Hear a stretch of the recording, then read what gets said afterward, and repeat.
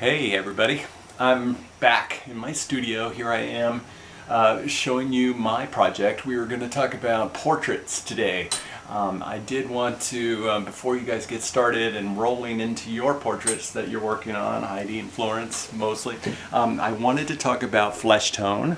How I think about flesh tone is my recipe that I know I've talked with you many times before. Viridian green, alizarin crimson.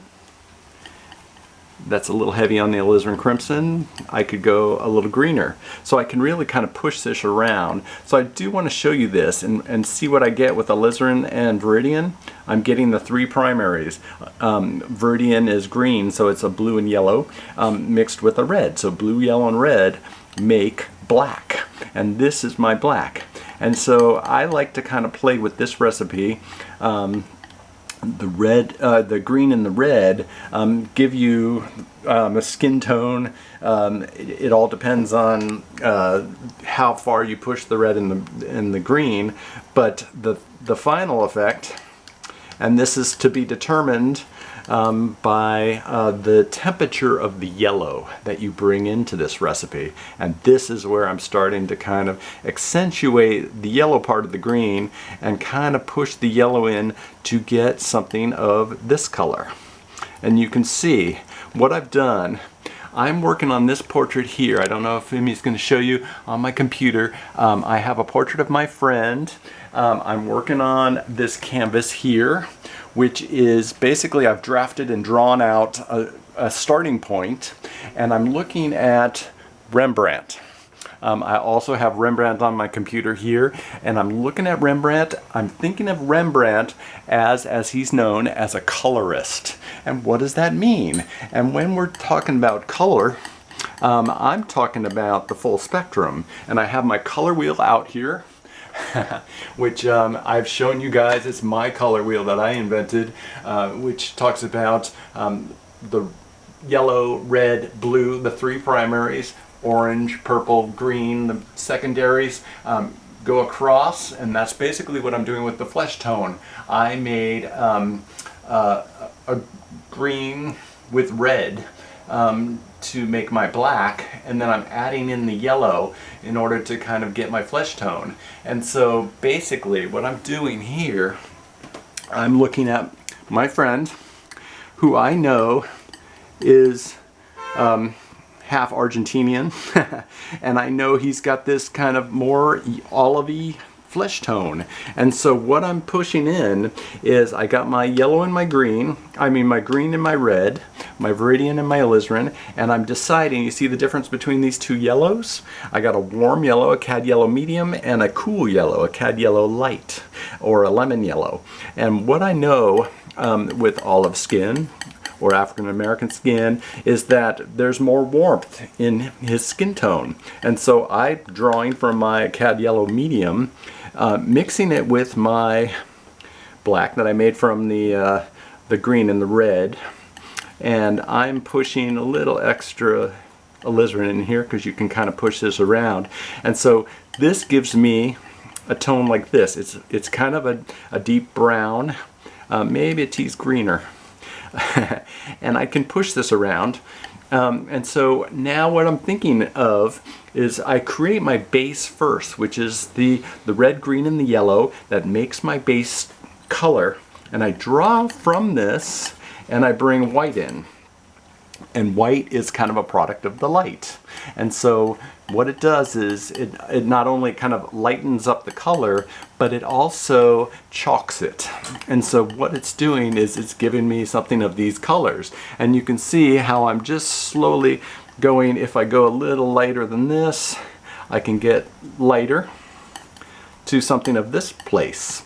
And when you're thinking of painting a portrait, you're thinking of like the head as like an egg where you have a light side and a dark side. I'm looking at Rembrandt. I'm thinking of him as a colorist. I'm thinking about the color wheel. I'm thinking about red, blue, and yellow because everything's gray to me. Red, blue, and yellow is kind of a formation of flesh tone, as I'm showing you here. And so the distinction that I'm trying to make is this difference between the warm and the cool yellow. I've chosen with my friend to go for the warmer yellow, just because I know that olive skin of his. And then I'm kind of exploiting that, and then I'm kind of pushing in the white to articulate where the light is coming from. And just like we talk with landscapes, it's like, well, where's the light come from? The light from here is like hitting him right straight in the middle, as if a flash went off. And so his center of his face is lit up. And in the Rembrandt, you see the light is coming from that one side. And he uses that effect of light to kind of articulate the drama of your light to dark, to kind of emphasize how the light molds the sculptural presence of the face. And so what I'm going to do with my friend Mike is I'm going to kind of pull in the sense of the light is kind of in the forefront of his face, and then you get these kind of sideline the darks on the edges as it kind of draws out. And so I'm going to paint a little bit, and what I'm going to do is I've got a flat, maybe a number 2 flat, and I'm going to do this. Have you ever done this before? I'm chopping off just the tip of it on both sides to kind of turn my flat into a filberts. And it's just a way to kind of play with your tools and give you a little kind of flexibility. I have my medium here. But I'm going to play a little bit with, I'm going to play with my base tone first. And what you want to do is start with your dark. And I like to start with the base tone as my dark. And I'm going to throw that into, and I already have kind of mapped out a drawing using this idea of a base tone, but I'm refining my base tone a little bit. Here I just kind of drew it. You can see I kind of overemphasized my alizarin crimson, and I was just kind of mapping in with some of the dissected elements of my base color. But here I'm taking my base color as I've made it, and just kind of placing this into all the darker areas. And you can see how I'm just kind of floating that in right here. I'm looking at his nose here, and you can see how the color is slowly taking over that alizarin that's there, and trying to kind of build in the dark that is the shadow. And then when I come to the lights, I'm slowly drifting from my base with the one base that had just a little bit of white in it, and I'm just kind of skirting that side as I slowly come into the center of his nose, as I get to, using my lighter parts, the center of the nose. And this is just going to give me enough flexibility to really kind of see how the light is transforming his face. And now that I have my nose pretty wet with base color, I can come in with just pure white. And if I wanted to just kind of knock up the lights in his nose right there, I can do something like that and kind of chalk it up. And so once you get kind of confident with this, you could do this with a palette knife. You could be that aggressive with it. But what I'm doing, and I'm working on an old painting, so I have some of this kind of crusty, old painting marks in here. If I wanted to, I could just scrape off some of those stronger built up spaces that I don't really want that texture there. And so I'm just gonna use the hard edge of the knife, the flat edge of the knife where it's pretty sharp, and it will cut off. Thanks, Emmy, you're getting that? It cuts off some of those really high edge marks. You can see how strong oil paint can be, and so you really do have to kind of nick it out, but it's possible to kind of get rid of those points. And then I'm going to come back. I can make a little more paint if I want to go a little more red, a little more green, and looking at my warm yellow, putting that in to get this kind of olivey, maybe it wants a little more green. So you can see how I'm kind of mixing this color. Little more red, exactly. And so I'm keeping my source pretty close to me, just on my computer, as you guys might be doing. I'm kind of pushing them a little reddish, I can see that in his tone, and I have that ability. You can see how the green being the complement grays it, and it kind of knocks down, and so this is going to be perfect for the shadow color. And if I want to go a little darker in the shadow, I could take from this base and push a little more green in, and red. Basically, green and red is my black. And so I'm taking from my base, always having my base in the recipe, and going to this color. You see that jump I just made? And so I'm looking to kind of build from the darks first. And you can see I'm even in the eyebrows. And what I could do, I showed you, I'm also got out my blues. As you all know, I'm excited about the idea of cerulean being involved in the light if it was daylight. Where I would come in with white when I lighten, I could also come in, if I was thinking he's in the daylight, I could go with a little cerulean along with my white. And I would get a color like this. And I don't know if you can pick that up, but it looks a lot grayer. But it has the base in it. So it's the white with the blue, cerulean blue, and a little base. And then I can play a little bit with a few different brushes. One little trick I like to do is I like to have two brushes. One is a light colored brush and one is a dark colored brush. But if I was to, let me go, and I'm going to mix a little bit just with my brush itself and not use the palette knife to, and so it's just a way to kind of generate a faster approach. And you can see how this color comes in.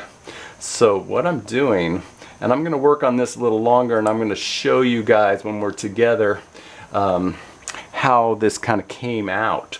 I'm going to keep working on this, but I did want to kind of show you how I did the mix, how I come out with really articulating the way these lights form in relation to these darks that kind of, and so I'm looking at where the light is coming from. It's pulling, I'm going with I'm throwing a little bit of cerulean into my lights just because I can. And because it has the base in it, it's mixing the base into every recipe that I throw at it. So I'm taking my lights, and I'm just throwing in my lights next to my darks.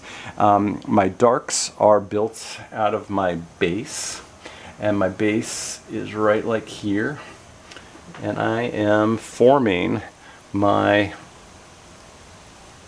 darks to lights, and I'm looking at these integrations where I'm throwing the darks next to the lights and then softly, barely touching the surface of the canvas, I am just like a fan brush brushing in the gradation from the dark to the light with just a little bit of my brush work.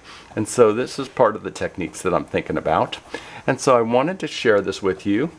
And so along with this, if I'm kind of going about this with just base, I could decide to throw in a little extra, and this is true with lips, base with a little extra alizarin crimson and possibly a little white with cerulean. So I'm taking a little extra alizarin crimson, the red. So I'm just pushing that recipe, always using that same red, that same green, that same yellow, and I'm just exploiting however it falls. And you can see as you go into the shadows, oh, excuse me, as you go into the shadows, it gets a little greener in the top of his forehead here where the underlying his hair. And then you can see as he comes into his nose, and this is true of all of us, nose, he gets a little redder, lips a little redder, around the eyes a little redder. And if you go to the Met, and I'm suggesting you do this, or the Frick, and you look at a Rembrandt, go up and think about Rembrandt as a colorist. And I also recommend this video. It's BBC's video series, The Power of Art by Simon Schama. He does a great little vignette or a program on Rembrandt, and he talks about his life. It's a great series, so I'm recommending that to you guys. I'll talk more about that. But he gets you excited about Rembrandt, his story. I get excited when I think about Rembrandt as a colorist. And as Rembrandt as a colorist means that he's taking that foundational color wheel that I'm talking about, that red, blue, and yellow, and he's working those colors to kind of bring out the drama of color inside a face. And you can see that in Rembrandt's portraits, where you get into the nose. I have a whole bunch of Rembrandt paintings in here that I could share with you. You got to see them in person. You got to see these paintings and how they just, you know, he works in, if you can see my pointer here, he works in these darks with thinking about that color, that red and green, that makes that black, that turns into the shadow. It goes a little greener here in the eye socket, and as you come into the darks here. So he's all about that drama of light, and it falls in line with everything that he does in his landscapes, in his etchings, just the drama of color. And you can see how he is the colorist that I'm excited by. And as I'm working, thinking about Rembrandt, I'm thinking about bringing that kind of painterliness, but also kind of cognitive of the color wheel, the way color works to form this fantastic array of drama within a face of just color alone. And so I'm wanting you guys to experiment with this recipe that I suggest: red, green, and yellow. And it's determining what kind of yellow you use. If it's going to be a cool yellow, if it's kind of like me, I would be a little cooler. For my friend who's got more of an olivey tone school, I'm thinking a little warmer yellow. And so it's really kind of a process of seeing the warmth and the coolness in the colors. But I think alizarin and viridian is pretty universal to getting that that cool, sharp reds as you get into the tip of the nose here, the greens that you get into the shadows here as the red and the green comes together to make that black. If you wanted to get like a Mars black, I would do your red and green like I have, the alizarin and the viridian, and I would mix a little ultramarine blue into it, and so that pushes the coolness just that little degree further, and that's a Mars black. You could always buy a paint that color, but if you're making it yourself, you're in control of that, and so that's a wonderful place to be. Then you're really studying how the color wheel really reflects how you're using the paint as you work your portrait. And so I really want you guys to explore color as you build your own portraits. It's one thing to draw and get all the lines straight and figure out the likeness and how proportions of the cheek to the eyes and everything relates to making it look like him. But then when you get down into the grittiness of how the color actually forms the three-dimensional aspect of the face, then you start to see like how exciting a painted image of a portrait is so much different than a photograph.